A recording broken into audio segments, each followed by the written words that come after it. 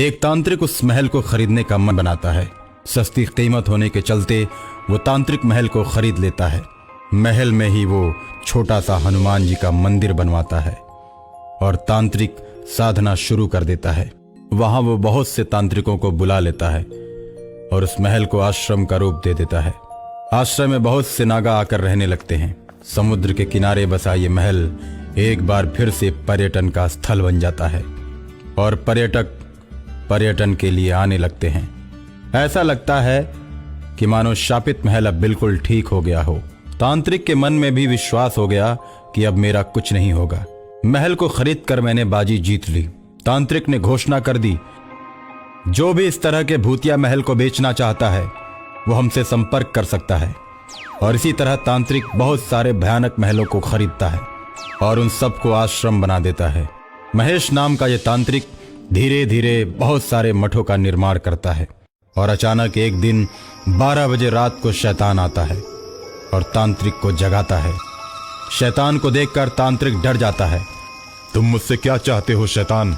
मैं तो यही चाहता हूँ कि तुमने जितने भी भूतिया महलों को खरीदा है उन सभी महलों को खाली कर दो, वरना अंजाम बुरा होगा। मैं किसी को मारता नहीं, लेकिन जब कोई जबरदस्ती करता है और किसी के घर पर कब्जा करता है तो मैं उसे नहीं छोड़ता। तुमने जबरदस्ती हम भूतों के घरों पर कब्जा किया है, इसलिए अगर तुमने 4 दिन के अंदर सभी भूतों की जगह को नहीं छोड़ा तो मैं तुम सबको मार दूंगा। ऐसा कहकर शैतान गायब हो जाता है। ओ शैतान, सामने आओ। केवल अपनी बात सुनाकर चले गए, मेरी बात भी तो सुनो। शैतान सामने आता है तो तांत्रिक उससे बोलता है, देखो भाई, मैंने बहुत सारे पैसे देकर महलों को खरीदा है। अब मैं तुम्हारे कहने से छोड़ नहीं सकता।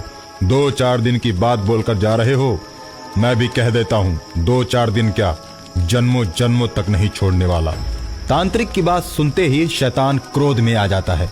वो तांत्रिक का गला दबाकर उसे मार देता है और खून से महल की दीवारों पर लिख देता है कि महल में रहने वाले मारे जाएंगे और उसके नीचे लिखा होता है शैतान। सभी नागा जब खून से सनी तांत्रिक की लाश को देखते हैं तो दंग रह जाते हैं और जब दीवार पर लिखी शैतान की बात को पढ़ते हैं तो उनके दिल में दहशत पैदा हो जाती है। सभी नागा एक साथ बैठकर बात करते हैं कि इस जगह पर रहा जाए या इसे छोड़ दिया जाए।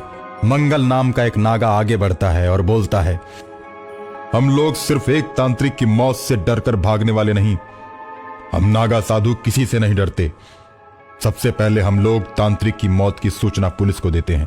पुलिस का अधिकारी खबर सुनते ही हरकत में आ जाता है और अपनी जीप से चल देता है। महल को देखकर पुलिस दंग रह जाती है।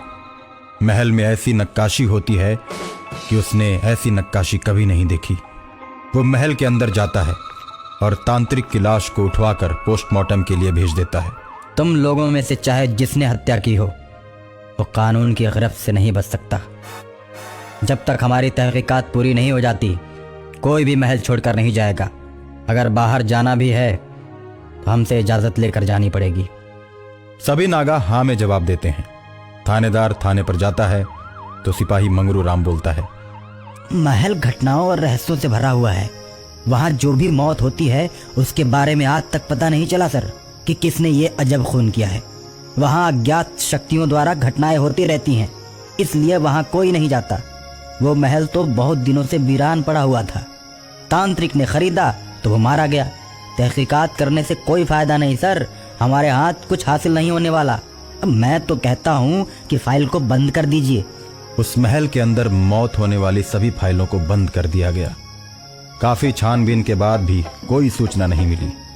अगर ऐसी बात है तो मैं कातिल का पता लगा कर रहूंगा।